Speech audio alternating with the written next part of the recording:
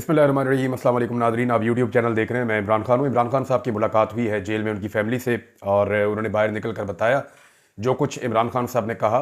उनके लोग मिले जाकर। सबसे पहले तो मैं आपको ख़बर दे देता हूँ जिसमें अलीमा खान साहिबा ने इमरान खान साहब का पैगाम पहुँचाया। रमज़ान मुबारक में पहली मुलाकात थी इमरान खान साहब की अपने घर वालों से। इमरान खान साहब ने कहा, पाकिस्तान तहरीक इंसाफ के बानी चेयरमैन इमरान खान साहब ने मुख्तलिफ हकूमती हथकंडों का हवाला देते हुए कहा है कि जो मर्जी कर लें, मैं डील नहीं करूँगा। यानी यही बात इमरान खान साहब की पहले दिन थी और यही बात इमरान खान साहब की अब है। और यही सबसे बड़ा मसला है कि जो भी कभी सियासतदान पकड़ा जाता है वो फौरी तौर पे डील के लिए आमादा हो जाता है। यहाँ पे एक बंदा पकड़ा गया, वो डील के लिए माने नहीं रहा। जो मर्जी कर ले, डील नहीं करूँगा। इमरान खान की बहन ने रावलपिंडी की अडियाला जेल के बाहर निकलने के बाद ये बातचीत बताई कि इमरान खान साहब ने आज फिर यही कहा है। और उन्होंने कहा कि आज इमरान खान साहब से एक हफ्ते बाद मुलाकात हुई है और तमाम केसेस की समाअत उनकी मुलतवी हो गई है। आज हमारी बुशरा बीबी और इमरान खान दोनों से मुलाकात हुई है। इमरान खान बिल्कुल सेहतमंद हैं और खुश लग रहे थे। इमरान खान के कान में कोई तकलीफ नहीं है, ना कोई बीमारी है।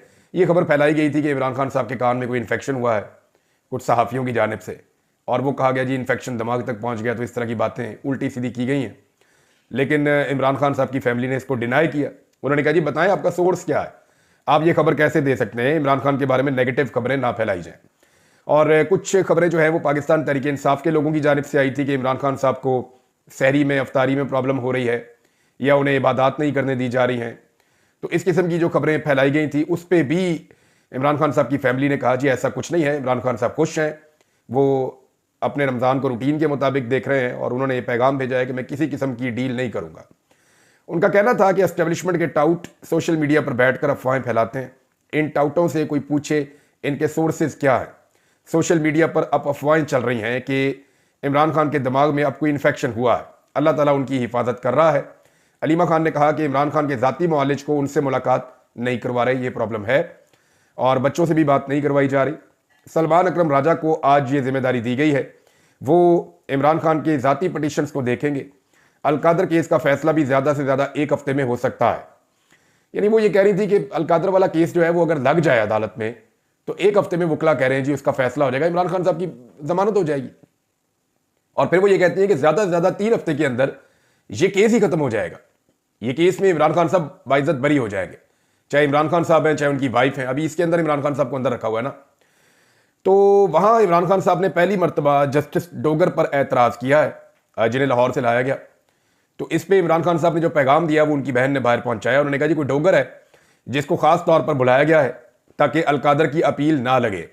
इमरान खान साहब के वकला ने अलकादर की अपील लगाई हुई है लेकिन जानबूझकर उसमें ताखीर की जा रही है और इस केस को नंबर नहीं लगाया जा रहा।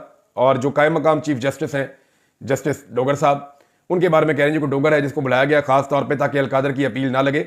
ये सब कुछ इमरान खान को दबाव में लाने के लिए किया जा रहा है। इमरान खान ने कहा है जो मर्जी कर ले, डील नहीं करूंगा। इमरान खान ने एक और चीज कही, वो मैं आपको बाद में बताता हूं, लेकिन पहले इमरान खान साहब के वकील हैं बैरिस्टर सलमान सफदर, उन्होंने इमरान खान साहब के केसेस के हवाले से एक और नुकता उठाया। उन्होंने कहा जी इमरान खान और बुशरा बीबी के जो केसेस है ना, इनमें T20 के बाद अब टेस्ट वाला फार्मूला अप्लाई कर दिया गया है। यानी वो ये कह रहे थे कि इमरान खान और बुशरा बीबी के केसेस में इब्तदा में सरकार की जानिब से हिकमत अमली थी T20 खेलें, फटाफट इमरान खान को सजाएं सुनाएं।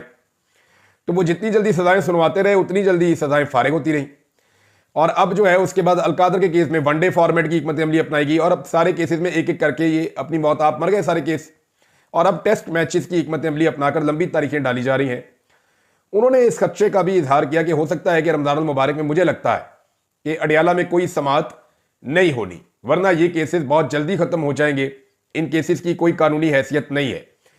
ये भी हो गया जी इमरान खान साहब ने जो चीफ जस्टिस के लिए एक शख्सियत को लाया गया लाहौर हाई कोर्ट से, जनाब जस्टिस डोगर साहब को, उनके ऊपर भी उन्होंने एतराज कर दिया कि उनको लाया ही इमरान खान साहब के केसेस को टैकल करने के लिए गया है। एक मामला और हुआ था नाज़रीन, आपको याद होगा खैबर पख्तूनख्वा की हुकूमत ने वहां पे एक अरबाब न्याज क्रिकेट स्टेडियम है, उसका नाम तब्दील करके इमरान खान क्रिकेट स्टेडियम रख दिया था। मैंने उस दिन ट्वीट भी किया था कि इमरान खान का नाम ऐसे मंसूबों का मोहताज नहीं है, वो एक बहुत बड़ा लीडर है और ये मायूब हरकत है। यानी ये तो नवाज शरीफ करता है, ये तो हसीना वाजिद करती थी, ये तो टिकटॉकर्स करते हैं, ये तो उनकी हरकतें हैं कि जो चीज़ मिलती है उसके ऊपर अपना मुंह लगा देते हैं और अपना नाम लिख देते हैं। इमरान खान का नाम तो तारीख में लिखा जाएगा, इमरान खान का नाम तो लोगों के दिलों पर लिखा जाएगा। इमरान खान का नाम तो जिस तरह वो डट कर खड़े हैं बतौर लीडर, इस मुल्क के दरो दीवार पे लिखा जाएगा और तारीख का एक हिस्सा बनेगा जिसे कभी भी आप मिटा नहीं सकेंगे। ये लैट्रिनों के ऊपर नाम लगा देना, स्टेडियम्स के ऊपर नाम लगा देना, अस्पतालों के ऊपर नाम लगा देना, ये छोटे छोटे स्कूलों के ऊपर नाम लगा देना, पार्कों के ऊपर नाम लगा देना, गलियों के ऊपर नाम लगा देना, ये सारी छोटी छोटी हरकतें हैं। ये हसीना वाजिद भी करती थी। उसने अपने मुल्क की हर जगह पे अपना नाम छाप दिया और आज वो मुल्क के अंदर आ भी नहीं सकती। ये उसके हालात हैं हसीना वाजिद के। तो ये शरीफ खानदान का वतीरा है, जरदारी खानदान का वतीरा है। इमरान खान के बहुत सारे लोग जो हैं वो तनकीद कर रहे थे उस दिन जब मैंने ये कहा कि ये इमरान खान साहब के लिए जेब नहीं देती है हरकत जो की है खैबर पख्तूनख्वा की हुकूमत ने। तो बहुत सारे लोग कह रहे थे जी ये देखे ना, इमरान खान का नाम आने पे कितनी लोगों को तकलीफ हो रही है, ये हो रहा है वो हो रहा है। अब इमरान खान साहब का अपना स्टेटमेंट आ गया इस पर, और इमरान खान साहब की बहन ने ही स्टेटमेंट बाहर पहुंचाया। उन्होंने कहा जी कि इमरान खान साहब ने अखबार में पढ़ा कि अरबाब न्याज क्रिकेट स्टेडियम का नाम तब्दील करके उसे इमरान खान के नाम पर रखा गया है, और ये बात इमरान खान साहब को पसंद नहीं आई। यानी जिस चीज़ के खिलाफ हमेशा इमरान खान साहब ने सियासत की, जिस चीज़ की हमेशा मजम्मत की, वही चीज़ अगर उनकी पार्टी करेगी उनके लिए और इमरान खान साहब खामोशी से उसे देखेंगे तो ये इमरान खान साहब की फिर कमज़ोरी बन जाएगी। आपको याद है उस्मान बुज़दार साहब ने अपने वालिद के नाम के ऊपर एक अस्पताल का नाम रखने की कोशिश की थी, तो मैंने उसके ऊपर बड़ी आवाज़ उठाई थी, उसके ऊपर वीलॉग्स किए थे। पूरी की पूरी पाकिस्तान तहरीक इंसाफ साथ खड़ी हो गई थी और तहरीक इंसाफ के अंदर से नौजवान आवाज़ें उठा रहे थे कि उस्मान बुज़दार ये ज़्यादती कर रहे हैं। तो इमरान खान साहब ने कहा जी अरबाब न्याज स्टेडियम का नाम वापस रखा जाए, इमरान खान साहब के नाम के ऊपर उसका नाम तब्दील ना किया जाए। नाज़रीन, इमरान खान साहब ने एक पैगाम जो है वो भिजवाया है और ये बहुत इंपॉर्टेंट है खबर। ये खबर दी है सलमान अकरम राजा साहब ने। इमरान खान साहब ने एक पैगाम फजलुर रहमान साहब के हवाले से कुछ हदायत दी है पार्टी को, और ये हदायत अभी खुफिया रखी जा रही है। देखिए, फजलुर रहमान साहब की कुछ डिमांड्स हैं और उन्हें कुछ गारंटीज चाहिए पाकिस्तान तहरीक इंसाफ से। इसी तरह पाकिस्तान तहरीक इंसाफ की भी कुछ डिमांड्स हैं और उन्हें भी फजलुर रहमान साहब से कुछ गारंटीज चाहिए। तो एतमाद का एक फुकदान तो है, क्योंकि एक बहुत लंबी मुखालफत फजलुर रहमान साहब की और इमरान खान साहब की सियासी नुक्ता नज़र से रही है।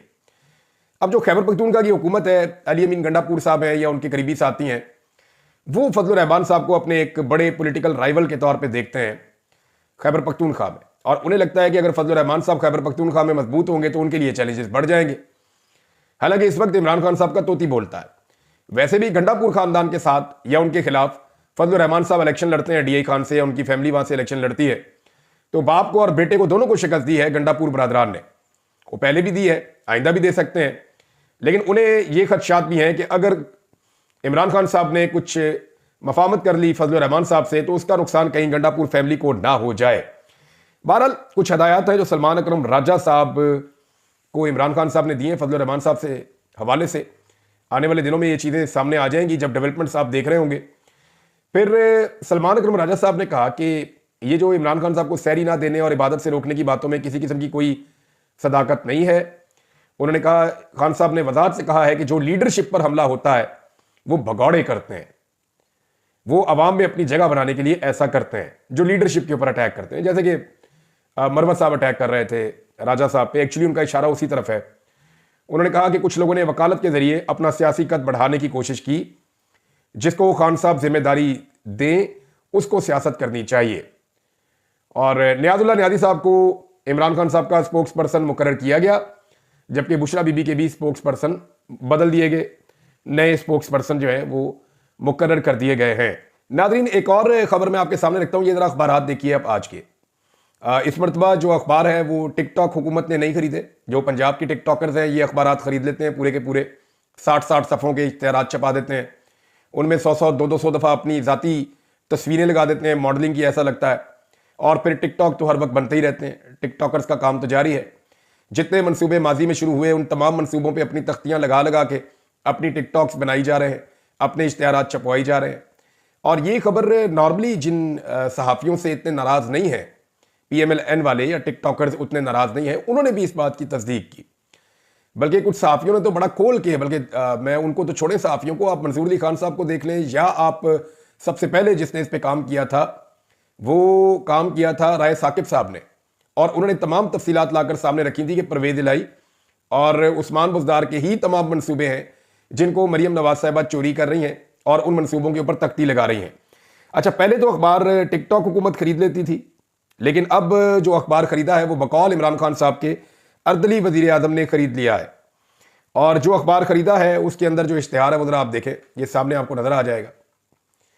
ये आधे आधे अखबार के सफ़े के ऊपर जो है वो मोहतरम ने अपनी तस्वीर लगाई हुई है, शहबाज शरीफ साहब ने। टीम वजीर आजम शहबाज शरीफ का 1 साल, और उसके बाद नीचे आर्मी चीफ की भी फोटो लगाई हुई है। कुछ गैर मुल्की दौरों के हवालों से फोटो लगाई हुई है शहबाज शरीफ साहब ने। वो इसे अपनी कामयाबी समझते हैं गैर मुल्की दौरों को। अभी सारा पोल खोलते हैं आपके सामने। और फिर लिखा हुआ है कि 1 साल बेमिसाल एंड ही डिड इट। अब उन्होंने किया क्या है, नीचे कुछ चीजें बनाकर दिखाने की कोशिश की गई है कि इन्होंने ये चीजें की है, लेकिन एक्चुअली पाकिस्तान के साथ इस हुकूमत ने क्या किया और क्या 1 साल के बाद इनके इश्तिहारात लगाने बनते, बल्कि इनका तो इश्तिहारी हो जाना बनता है जो इन्होंने पाकिस्तान के साथ किया 1 साल के बाद। जरा ये आप सुन लीजिए इन्होंने क्या किया। कोई एक चीज ये नहीं बता सकते जो सस्ती हुई हो इमरान खान साहब के दौर के मुकाबले में आज, इंसानी जान और इंसानी इज्जत के अलावा कोई एक चीज ये नहीं बता सकते जो सस्ती हुई हो। दावा कर रहे हैं कि 10 साल में, पिछले 10 साल में कभी भी महंगाई इतनी कम नहीं थी जितनी अब शहबाज शरीफ साहब ने कर दी है। दावा तो इनका ये है, लेकिन हकीकत क्या है किसी एक चीज का ये नाम नहीं ले सकते। पेट्रोल पहले से ज्यादा महंगा है, घी, आटा, दालें, चीनी, खाने पीने की चीजें, सब्जियां, फल, सब कुछ पहले से ज्यादा महंगा है। गाड़ियों के और घरों के किराए पहले से ज्यादा महंगे हैं। आपका जो डॉलर है वो पहले से ज्यादा महंगा है। बिजली 4 गुना कीमत हो गई है। गैस जो है वो 10 गुना कीमत हो गई है। तो तमाम चीजों की कीमतें बढ़ी है। किसी एक चीज की कीमत भी आज इमरान खान साहब के दौरे हुकूमत में उन चीजों की जो कीमत थी उससे कम नहीं है। तो फिर ये कैसे कह सकते हैं कि महंगाई कम हुई है? महंगाई तो लगातार बढ़ी है और बहुत ज्यादा बढ़ी है, और ये फैक्ट है। आप अपने किचन के अंदर से चीजें उठाकर देख लें। नंबर 2, सरमायाकारी 50 साल की कम तरीन सतह पर आ गई है। हत्ता कि SIFC बनाया गया, उसमें आर्मी चीफ को शामिल किया गया, बड़े ऑफिसर्स उसके अंदर रखे गए, उसको बहुत वसाइल दिए गए, लेकिन इसके बावजूद 50 साल की कम तरीन सतह पर पाकिस्तान में सरमायाकारी हुई है। पाकिस्तान से सरमाया कभी भी इतनी रफ्तार से बैरून मुल्क मुंतकिल नहीं हुआ जितनी तेजी से अब बैरून मुल्क मुंतकिल हो रहा है।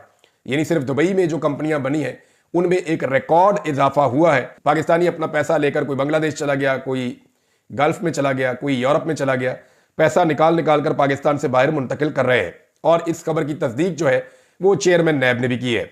अमनो अमान की सूरत हाल बदतरीन हो चुकी है। आए रोज दहशतगर्दी के हमले हो रहे हैं। पाकिस्तान को बाज़ जगहों पे इंटेलिजेंस की नाकामी भी हो रही है। बलूचिस्तान की सूरत हाल आपके सामने है। खैबर पख्तूनख्वा की सूरत हाल आपके सामने है। चीनी इंजीनियर जो है उनके ऊपर भी हमले होते हैं, वो लोग भी खासे नाराज हैं। तो अमनो अमान की सूरत हाल अच्छी नहीं है। कपास और गंदम की तबाही हो गई है। 34% कपास कम हो गई है। 11% गंदम, जरूरियात बढ़ने के बावजूद 11% गंदम भी कम हो गई है। गन्ने के किसान को रोल कर रख दिया है। वैसे गन्ने के बारे में मैं आपको एक बात बताता हूं, पाकिस्तान में ना एक कानून है और ये शुगर माफिया ने ये कानून लगाया हुआ है। कानून ये कहता है कि दफा 146 के तहत कोई भी किसान जो है वो अपने गन्ने से खुद गुड़ नहीं बनाएगा। कमर्शियल लेवल के ऊपर वो गुड़ नहीं बना सकता, उसको इजाजत नहीं है, ताकि वो जो गन्ना है वो सस्ते दामों मजबूर हो जाए कि ले जाए और ले जाकर बेच दे शुगर मिल मालिकान को। तो चंद 100 रुपए मण के हिसाब से गन्ना वहां पे बिक जाता है। उसी गन्ने से अगर वो गुड़ तैयार करे तो ये वैल्यू एडिशन करके किसान 5 से 6 गुना पैसे कमा सकता है। लेकिन किसान को पैसे कमाने की इजाजत नहीं है, क्योंकि शुगर माफिया और शुगर मिलें सारी की सारी बड़े बड़े लोगों की हैं और सियासतदानों की हैं। तो वो पॉलिसीज ऐसी बनाते हैं, कवानीन ऐसे बनाते हैं कि कुछ भी हो जाए, शुगर जो है, शुगर मिलों को जाके आपको गन्ना बेचना पड़ेगा। आप अपने गन्ने से खुद गुड़ नहीं बना सकते। हालांकि गुड़ जो है वो सेहतमंद भी होता है। गुड़ जो है उसके इतने मुज़र असरात भी नहीं होते, और चीनी जो है उसके मुज़र असरात भी होते हैं और वो सेहत के लिए भी अच्छी नहीं होती। लेकिन इसके बावजूद पाकिस्तान के अंदर आप ये देख लेंगे किस तरीके से किसानों को पीसने का बंदोबस्त किया जाता है। हम बात करते किसानों की, उस पर इनकी ये पॉलिसी है। अरब ममालिक से बदतरीन सूरत हाल है, यानी वहां से लगातार पाकिस्तानियों को निकाला जा रहा है। और अभी एक और डाटा है कि 10 के करीब मजीद ममालिक ने पाकिस्तानियों को निकालना शुरू कर दिया है। तो ओवरऑल पूरी दुनिया में पाकिस्तानियों के खिलाफ एक क्रैकडाउन हो रहा है, और यह भी इस हुकूमत की एक कामयाबी है। इसको भी अखबार में छापना चाहिए था। पाकिस्तान की तारीख के सबसे महंगे कर्जे शहबाज शरीफ की हुकूमत ने लिए हैं गुज़िश्ता 1 साल में, इसको भी छापना चाहिए था। IMF के सामने पूरा का पूरा मुल्क बिमा इदारों के इन्होंने गिरवी रख दिया है। यानी चीफ जस्टिस तक से जाके हिसाब किताब कर लिया IMF ने। हर इदारे के अंदर IMF घुस गया। अभी भी IMF आया हुआ है, उसकी कड़ी शराइत मानने पर आप मजबूर हैं। तो पूरे पाकिस्तान को गिरवी रख दिया IMF के सामने। यह भी इनको अखबार में छापना चाहिए था। इंसानी हकूक की धज्जियां जो इन्होंने उड़ाई वो किसी जमहूरी दौर में ऐसा नहीं हुआ। ये भी इन्हें लिखना चाहिए था इश्तिहार के अंदर। पार्लिमान की जो बेतौकीरी इन्होंने की है, जिस तरह पार्लियामेंटेरियंस के ऊपर पार्लियामेंट के अंदर अटैक किया गया, जैसे उनकी फैमिलीज को अगवा किया गया, जिस तरह से आईनी तरामीम के लिए जुल्म और जबर का सहारा लिया गया, पार्लियामेंट की बेतौकीरी भी इन्होंने कमाल की है। अदलिया का पूरा स्ट्रक्चर तबाह कर दिया है, आइन का हुलिया इन्होंने बिगाड़ कर रख दिया है। आज भी पाकिस्तान तहरीक इंसाफ को बाहर निकलने की इजाजत इसलिए नहीं है कि लोग आज भी तहरीक इंसाफ के साथ खड़े हैं, इस हुकूमत के साथ लोग बिल्कुल नहीं खड़े। तरक्याती मंसूबों की कटौती कर दी है, यानी जितने बड़े बड़े पाकिस्तान के अंदर तरक्याती मंसूबे चल रहे थे उनका बजट उसके अंदर कट लगा दिया IMF के कहने के ऊपर, ताकि पाकिस्तान के बड़े तरक्याती मंसूबे रुक जाएं और पैसा कम से कम खर्च हो। बेरोजगारी की शरह में लगातार इन्होंने इजाफा किया है, बेरोजगारी कम नहीं हुई। 1.25 करोड़ से ज्यादा लोग इन्होंने एक साल में मजीद गुर्बत की लकीर से नीचे धकेल दिए हैं, यह भी इस हुकूमत का एक कारनामा है। और आलमी रिपोर्टों के मुताबिक पाकिस्तान में जो करप्शन इंडेक्स है उसमें इजाफा हुआ है। पाकिस्तान आज पहले की निस्बत ज्यादा करप्ट मुल्क है। फिर पासपोर्ट की बदहाली का यह आलम है कि पाकिस्तान टॉप 5 मुल्कों में है, बल्कि चौथे नंबर पे है पाकिस्तान पूरी दुनिया में, जिसका पासपोर्ट दुनिया में कम तरीन वैल्यू वाला पासपोर्ट है। यानी बदतरीन वैल्यू जिन पासपोर्ट्स की है पूरी दुनिया के अंदर, उनमें चौथे नंबर पे पाकिस्तान है। और ये सारे मुल्क जो पाकिस्तान से पीछे और आगे है, ये सारे जंगजदा मुल्क हैं, यानी इराक, सोमालिया, लीबिया। अब फलस्तीन का जो है, गाजा की हालत आपके सामने है, फलस्तीन का पासपोर्ट पाकिस्तान से बेहतर है। यानी पाकिस्तान को रखा हुआ है अफगानिस्तान और यमन और शाम की लिस्ट में। ये हालात है पाकिस्तान के पासपोर्ट के। ये भी कारनामा इस हुकूमत का है गुज़िश्ता 1 साल का, ये भी लिखना चाहिए था। तो जमहूरी एतबार से और शहरी आज़ादियों के एतबार से पाकिस्तान की लगातार और खौफनाक तनज़ली हुई है, यानी इन शोबों में पाकिस्तान नीचे की तरफ गिरा है और इस पर भी आलमी रिपोर्टें आ गई हैं। इन सारी चीज़ों को आप प्लस और माइनस करें तो आपको आइडिया हो जाएगा कि इन्होंने पाकिस्तान के साथ क्या किया है। और एक्सपोर्ट्स के शोबे के अंदर एक और खबर आई है, ये खबर मैं आपके साथ शेयर करता हूं। आप हैरान हो जाएंगे कि पाकिस्तान के साथ ये हुकूमत कर क्या रही है। सबसे पहले तो आप देख लें कि जो पाकिस्तान की सबसे बड़ी एक्सपोर्ट्स होती हैं वो टेक्सटाइल की इंडस्ट्री में होती है। और टेक्सटाइल की जो बरामदात है, जो पाकिस्तान बाहर भेजता है टेक्सटाइल बना के, चीज़ें बना के, उसी से पाकिस्तान को ज़र मुबादला के ज़खायर आते हैं पाकिस्तान में। तो वो जो टेक्सटाइल की बरामदात है वो कम तरीन सतह पर आ गई है पाकिस्तान में। ये इस हुकूमत का कारनामा है। जुलाई 2024 में बहुत बदतरीन हालात थे और उसके बाद अब फरवरी 2025 में बहुत बदतरीन हालात हैं। 26 करोड़ डॉलर की कमी हुई है पाकिस्तान की बरामदात में और ये टेक्सटाइल के हवाले से है। लेकिन अगर मैं आपको ओवरऑल बरामदात का बताऊं तो 5.5% कमी आई है पाकिस्तान की बरामदात में। पाकिस्तान शुमारियात ब्यूरो ने कहा है कि फरवरी में तजारती सामान की बरामदात में 5.57% की कमी हुई है, जो कि मौजूदा माली साल में पहले मनफी रुझान की निशानदेही करती है। बरामदात में सुस्त रवि माशी पॉलिसी साजों को परेशान कर सकती है। फरवरी में बरामदात 2.44 अरब डॉलर तक पहुंच गई, जो गुज़िश्ता साल के इसी महीने में 2.58 अरब डॉलर थी। यानी पिछले साल तो सूरत हाल इन्होंने बहुत बुरी की हुई थी। एक्चुअली तो जो मामला ऊपर गया था वो इमरान खान साहब के दौरे हुकूमत में गया था, जब टेक्सटाइल इंडस्ट्री के अंदर आपको काम करने वाले बंदे नहीं मिल रहे थे, मजदूरों की कमी हो गई थी, टेक्निकल स्टाफ नहीं मिल रहा था। अपनी पूरी पावर के साथ पाकिस्तान की टेक्सटाइल इंडस्ट्री अपने बूम पर चल रही थी इमरान खान साहब के दौरे हुकूमत में, कोरोना आने के बावजूद। लेकिन अब इन्होंने ये हालत कर दी है टेक्सटाइल की। मैंने आपको बता तो दी है, सारा कुछ आपके सामने है। नाज़रीन, चीनी बेचने के चक्कर में लोगों को चूना लगाया जा रहा है और टिकटॉक और हुकूमत के हवाले से कुछ सोशल मीडिया के सारिफीन ने तस्वीर और वीडियोस लगाकर यह दावा किया है कि चीनी के लिए लगाए गए स्टॉल्स खाली हो जाते हैं फोटो सेशन के बाद, और ये सिर्फ फोटो सेशंस तक महदूद है। और वो हुकूमत जिसने ये कहा था कि चीनी को 2 रुपये भी किलो हम महंगा नहीं होने देंगे और हम बहरान नहीं आने देंगे, जिस वक्त हम सब ने खबरदार किया कि आप इसको एक्सपोर्ट ना करें, आप पैसा कमाने की तरफ ना जाएं, आप चंद खानदानों की जेबों में पैसा डाल देंगे, पाकिस्तानियों की जेबें कट जाएगी। तो उस वक्त इन्होंने कहा था जी कि 2 रुपये भी हम महंगा नहीं होने देंगे। आज वो कीमत 20 रुपए से ज्यादा महंगी हो चुकी है। अब तक के लिए इतना ही। अपना ख्याल रखिएगा, अपने इस चैनल का भी। अल्लाह हाफिज।